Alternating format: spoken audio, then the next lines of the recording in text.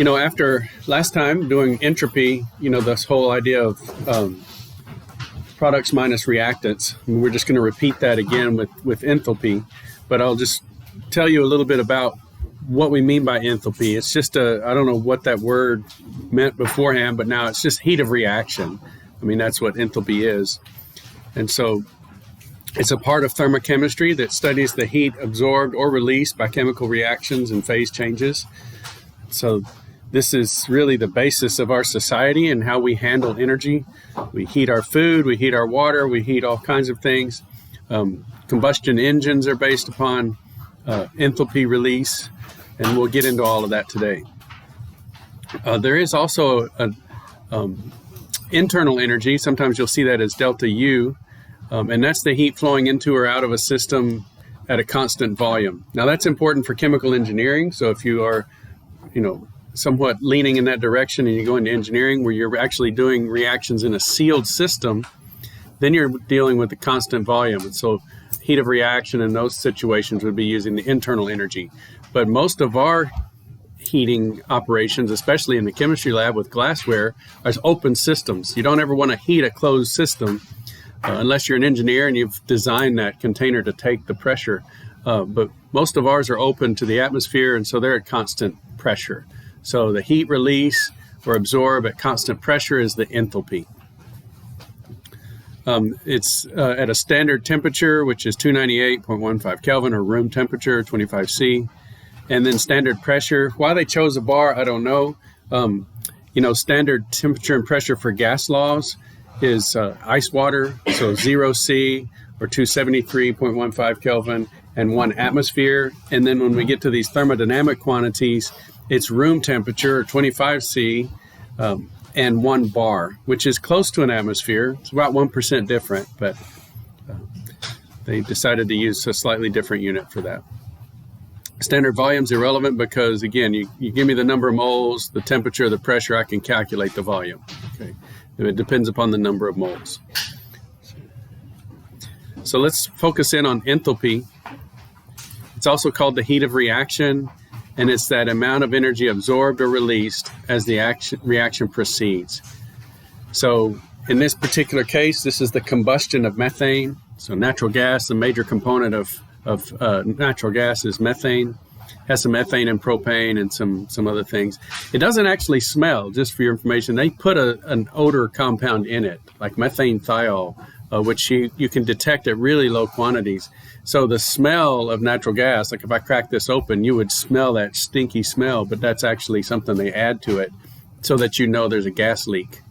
And so we did a project at West Texas A&M. That's a big ag school, and so as a chemist there, a lot of the people doing research on campus were in agriculture, and so I have a lot of ag projects that I did when I was at West Texas A&M, and one of them was storing. They had a lot of manure because they had concentrated animal feeding operations there in these feedlots, and they wanted to see if they could make biogas with all this manure. So they would put it in this plastic container, this geomembrane, and it would fill up with methane, and we were trying to analyze the gases that came off of that.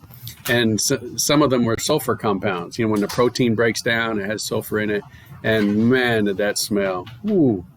And so our standards, we had to buy the pure standards of the smell compounds. And so we had methane thiol, a little bottle of it. And I told the grad student, do not spill that bottle because you'll never convince the campus or the fire department that we don't have a gas leak. Because when people smell that smell, they think it's a gas leak. When we had the pure smell, but there would be no gas leak and it would just be a nightmare. So anyway, so the combustion of methane with oxygen producing CO2 and water is what we call exothermic. So remember that that when we see this negative sign here, right here, that means that energy is leaving the system. Okay, so 802 kilojoules leaves the system as it proceeds forward. Now it's as that is written, so that's 1 mole of methane, but it's also 2 moles of oxygen. It's producing 1 mole of CO2 and producing 2 moles of water. So notice there's no per mole over here, right? So the reason there's no per mole over here because it's per 2 moles of water. and it's per 2 moles of oxygen. So it's really as this reaction is written. And so if we wanted to see how much heat was released as we used up 2 moles of oxygen, then this would be, if we wanted to know how much was released if we use only 1 mole of oxygen, then it would be half of that, because that's how much we get for 2 moles of oxygen. So how much would we get for half the amount of oxygen? We'd get half the amount of heat. And so that's what we mean by system. This reaction here is the system. And as it went forward, heat was released.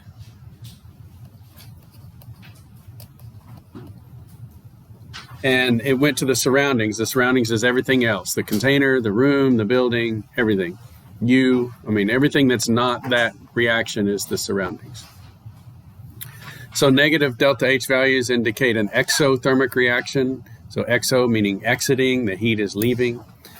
And then positive delta H values indicate an endothermic reaction.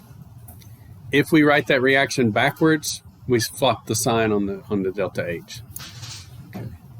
So y'all can write that down. If you write the reaction backwards, you change the sign on delta H.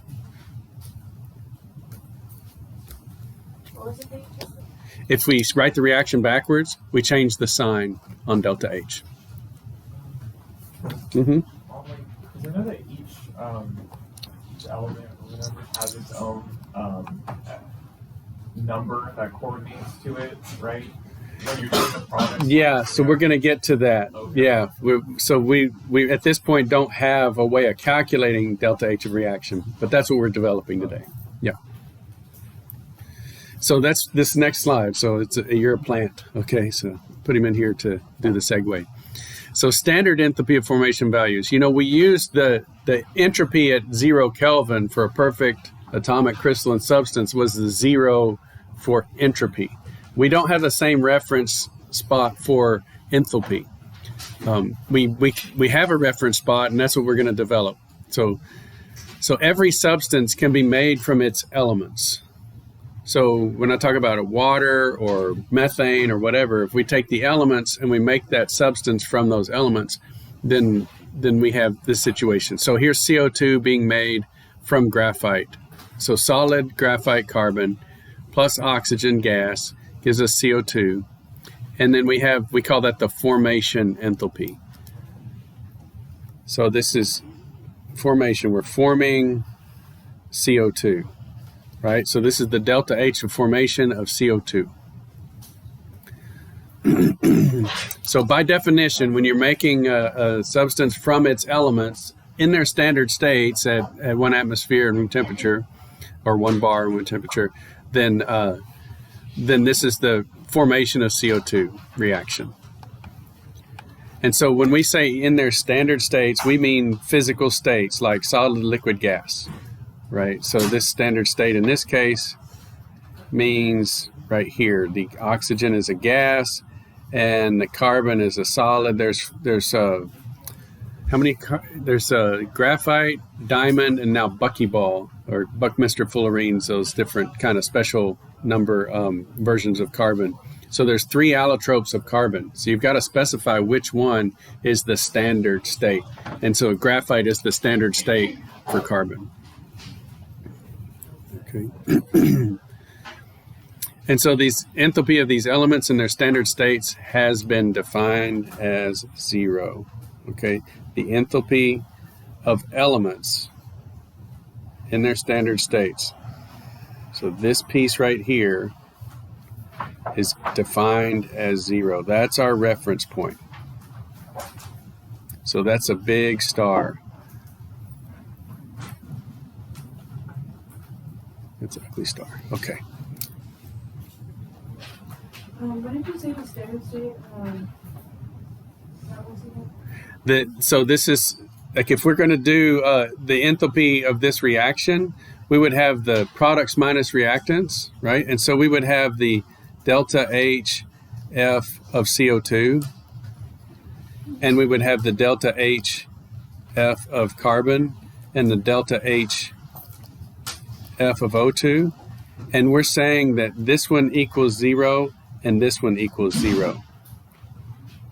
And so that's that's what associates this delta H of formation here only with CO2.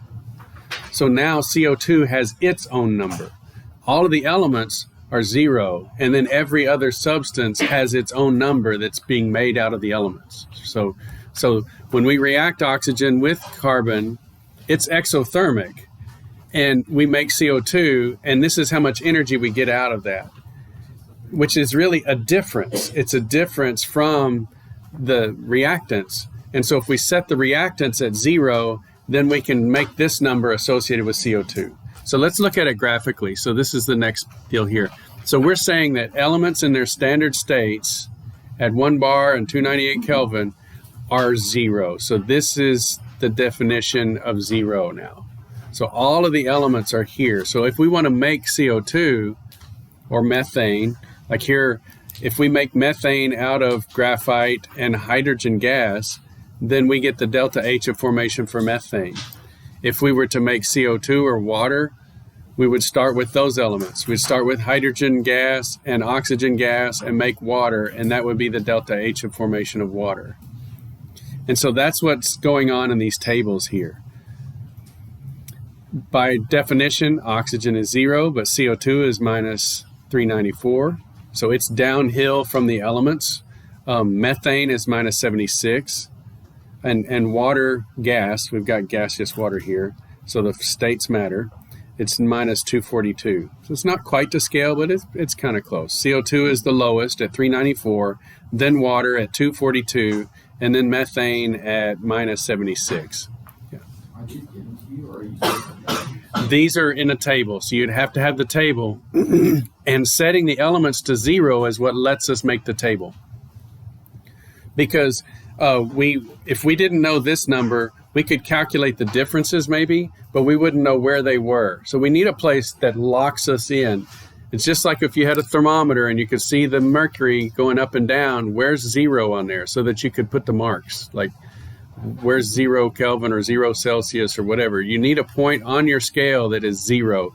And so by definition, we say the elements have a 0 enthalpy of formation. So it doesn't take any energy to make oxygen, O2 gas at room temperature and 1 bar. Okay, so we set that at 0, and then when we make a compound with that oxygen, then we have an actual number that we can put in a table, because it's compared to 0 where the elements were. This allows us to calculate then reaction enthalpies too, because we have a table and we can take the products minus the reactants. So let's do that. Let's make our combustion equation. So we have methane here reacting with oxygen, produce CO2 and water. So we have to take apart the methane. So notice this arrow goes up. So now we're taking methane and breaking it into the elements, and we change the sign on that delta HF. So that's what we mean by subtracting the reactants. We're changing the sign and adding them, right? We're going back to the elements. By subtracting the enthalpy of formation of the reactants, it's as if we're unmaking them and making the elements. And then we form the products. And so then we have CO2. We have 1 mole of CO2. We have 2 moles of water. So we add that number in twice. And so this is the process of the combustion of methane. It's not actually what happens, like the methane molecule doesn't break into atoms, and then those atoms find oxygen atoms and make CO2 and water. But mathematically, we can calculate it this way. We can dismantle the methane and then make the CO2 and then make the water and then make another water. And then everything's balanced. We haven't lost any elements. Okay? And so then if we wanted to know what the difference is between the products and the reactants, we add up the enthalpies of the products. So this piece right here is this first piece here. Right, we're adding up the enthalpies of the products, and this subtraction here is that change of sign, and this is the reactants.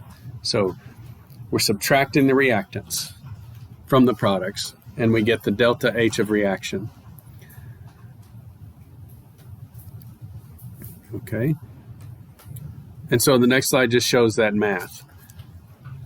So we have 1 mole of CO2, and the enthalpy of formation for CO2 is from the table. Here we have it minus 394 kilojoules per mole times 1 mole.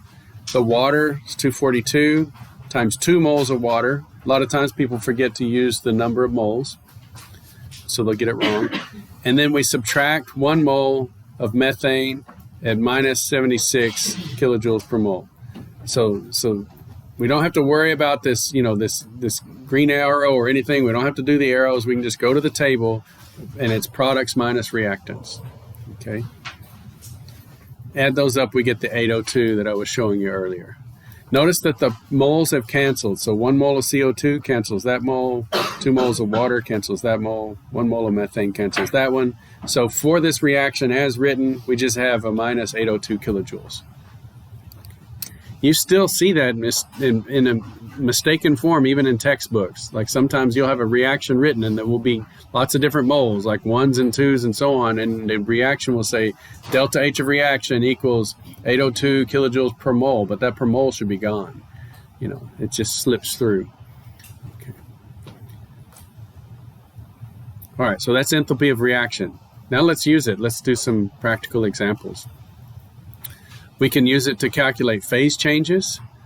And so if we have the enthalpy of formation of gaseous water, that's right here, minus 242. Okay, what if we made liquid water? Well, it would be even further down. Okay, liquid water would be further down. It's 283. Okay, minus 283. And then solid water would be even further down. So if we wanted to know the difference between, say, like boiling and condensation, if we take liquid water and we boil it, the gaseous water would be the product, the liquid water would be the reactant, and so this difference here is between these two levels. So 41 kilojoules. And then if we made solid water, we'd come down to 289. And so if we wanted to look at melting and freezing, so let's say we take solid water and we melt it, then this difference here is going to be plus 6 kilojoules. And then what if we wanted to go all the way up to gas from the solid? So like in your freezer, you got a cube of ice, and some of the molecules just go straight from the ice right into the vapor phase. That's called sublimation. And so then we're going straight from solid all the way up to gas. Now we could add these two numbers together because we're adding this difference here and we're adding that difference there, and we get up to the gas.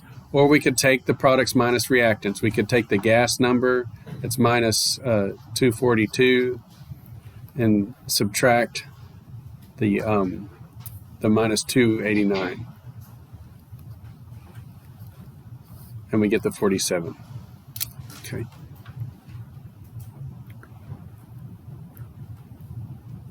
So these are phase changes. This would be the amount of heat it takes to melt ice. It's the amount of heat it takes to boil the liquid. It's also the heat you get when the steam condenses into liquid. So that's what's happening on the outside of your tea glass. You got an iced tea here in Huntsville, and it sweats. It's not really sweating. It's vapor, it's humidity in the atmosphere hitting the side of that tea glass and condensing. Why does it condense? Well, it's cold. So it's an exothermic reaction going from gas down to liquid. If I go from the gas down to the liquid, I give off heat. And that's going into the glass, which goes into the tea, which goes into the ice and melts the ice. Okay. And so as the glass sweats, your ice is melting. So the heat's flowing from the atmosphere into your iced tea, and as long as you have ice in there, it'll stay at the freezing point. But as soon as the ice is gone, then it'll start warming up the tea and warming up the glass. So condensation is exothermic, boiling is endothermic. So you have to add heat to boil. If you have condensation, it's exothermic. Don't put your hand over a steaming tea kettle because it will condense on your hand, and that's condensation is exothermic. It will burn your skin. So So let's talk about Hess's law. Hess's law is actually what allows us to do the whole products minus reactants thing the way we're doing it. And it's saying the standard enthalpy of an overall reaction. So let's try to figure out what we're talking about here. The overall reaction. The sum of this is the sum of the standard enthalpies of the individual reactions into which a reaction may be divided. So let's think about the sublimation reaction. So if we take the top two individual reactions, we're going from liquid to gas, and then the next reaction is going from solid to liquid. If I combine both of these reactions, notice I have a liquid on both sides. You see that? And so that's what Hess's law is talking about. These are the individual reactions here. Okay, right there and right there. And so you can add them kind of like in algebra. You know, if you have, you know, A equals B, and then below you have B equals C, then you can cancel the B's and have A equals C. Okay, and so that's what we're doing here. We're saying liquid goes to gas and solid goes to liquid. So the liquid's a product on one and a reactant on the other, so we can cancel them. And so down at the bottom you have the overall reaction. So that's this one. And so this is the sum of the standard enthalpies. And so we have this enthalpy plus that enthalpy because we're adding those reactions. And so down here, the sublimation enthalpy is the sum of both of those. It's really helpful if you're looking at a table and you don't have one of the values that you need. Maybe you can get it from some other combination of enthalpies. And I'll put a couple of problems like that on the homework. I'm trying to work on the homework. I'll get it out to you this afternoon. Any questions on this?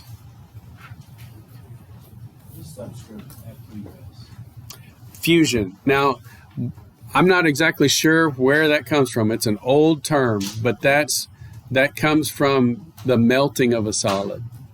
Okay, and so for some reason, the melting of a solid back in the day was called fusion. So this is the enthalpy of fusion, but it has nothing to do with atomic fusion. So I wish they would just bite the bullet and call it the enthalpy of melting, okay?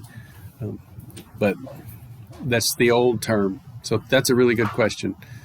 I don't exactly know why it's still called the enthalpy of fusion. And to me, it's totally backwards. This fusion is when you bring something together.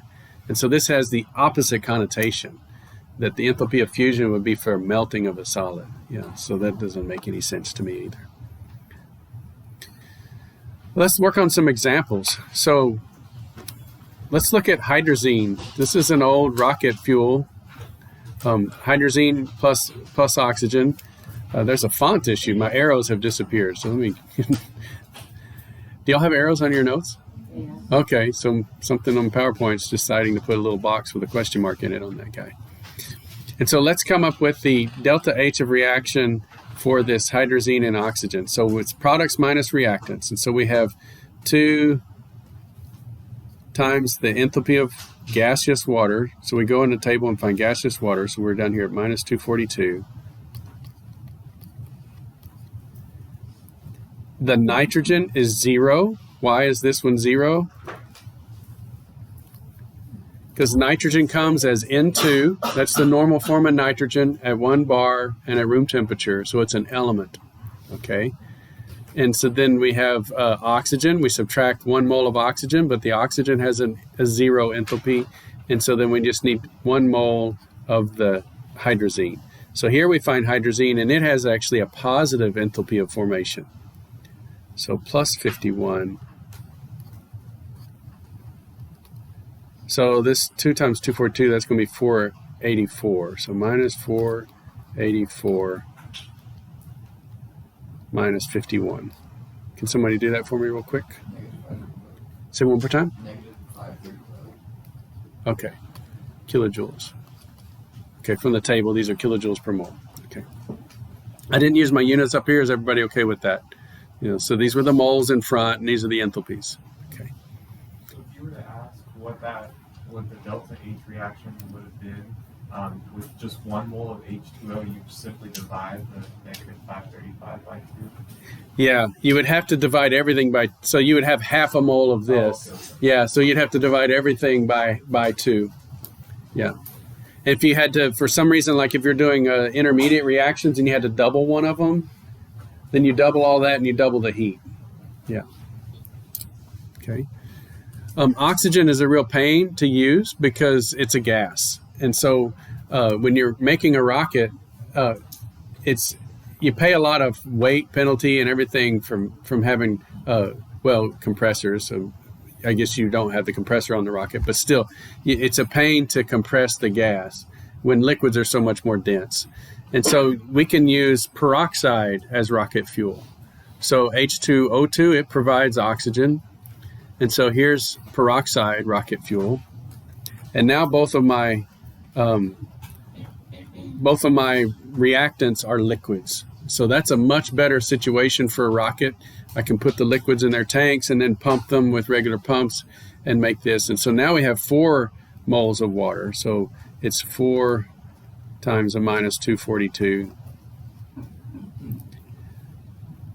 minus the 1 mole of hydrazine, and then minus 2 moles of the hydrogen peroxide, which is minus 188. So we pay a little bit of a penalty for that. We want this to be as exothermic as possible because that generates a lot of hot gas. So can someone punch those in for me? So this is going to be 416, and then, no, 8.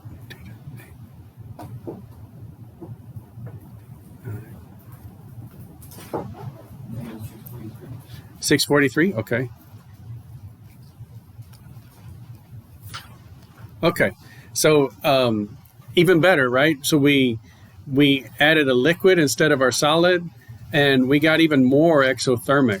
This is going to be a great reaction too, because we're producing 5 moles of gas from no moles of gas. So we're producing an enormous amount of gas, and it's even hotter because we have 643 kilojoules going into that gas. So it comes out 5 moles of gas versus 3, and we've got a lot more heat generated.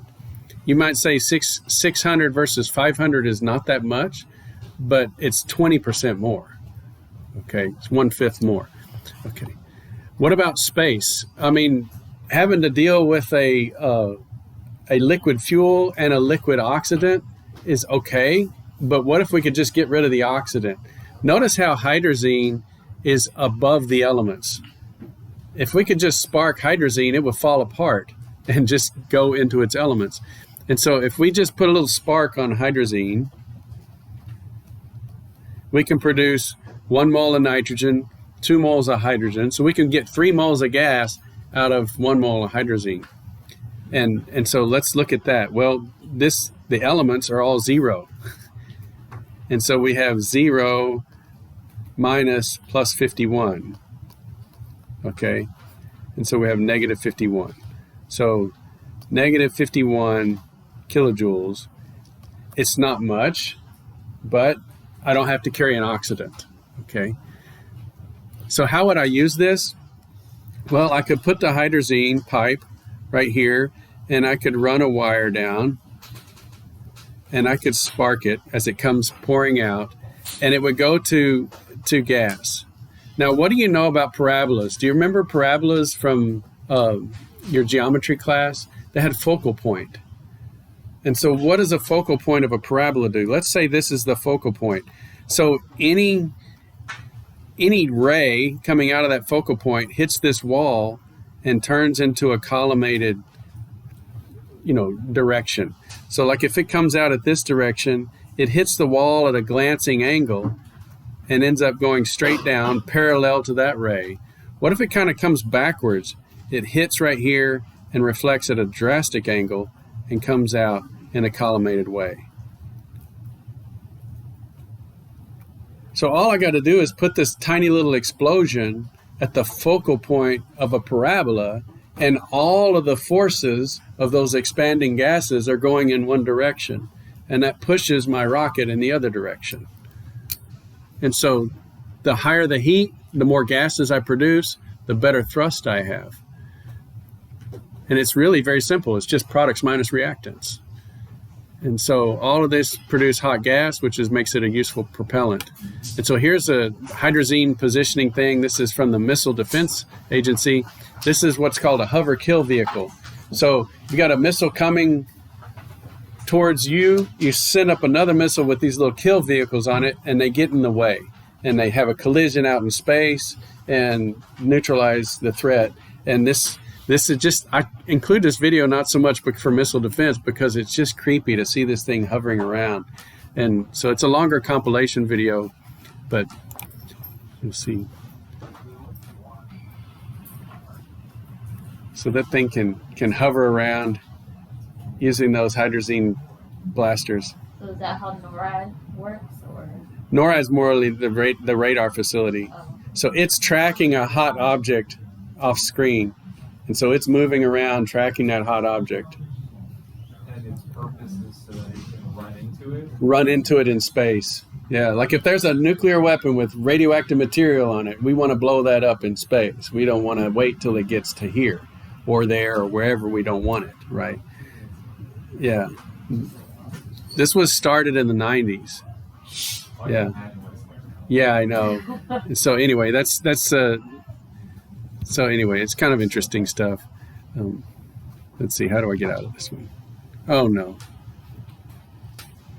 Okay. So let's start it all back up. So anyway, when your friends and family tell you, why is Gen Chem so hard? You can actually say, well, it actually is rocket science. Okay, thank you. Yes, very good. I'm here all week. All right, so that's good. All right, so let's go back. There's some other fun things too that you can do with highly exothermic reactions. This one is called thermite. You can search lots of great videos on YouTube with the thermite reaction. Notice what it produces: liquid iron. Okay, and so if we could just get aluminum solid and iron oxide, which is rust, solid.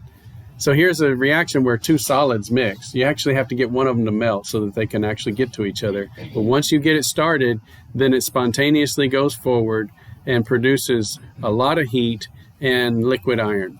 And so this is a little demo. Rick Nafshin from Oregon State was one of my colleagues when I was in grad school. Demonstration for you. It's known as the thermite reaction. And, I'm just going to cut forward to the fast part, the good part. I put them inside this tip, put it in the ground and let it grow.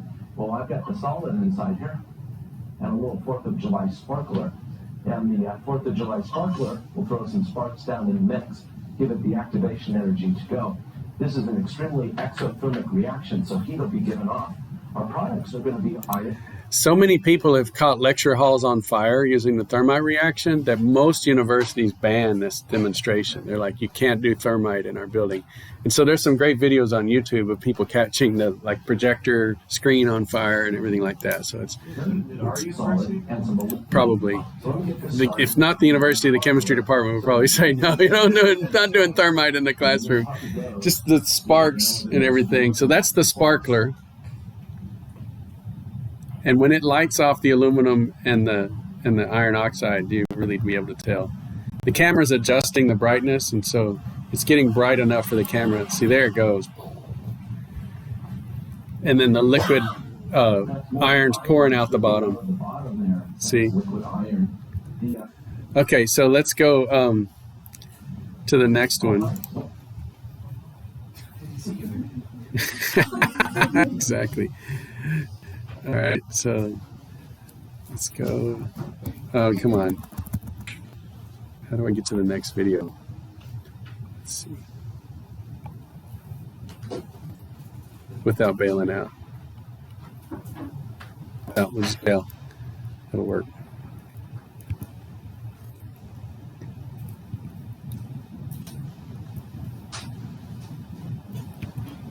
Okay, so then we go to this next one. So thermite's not just for funsies.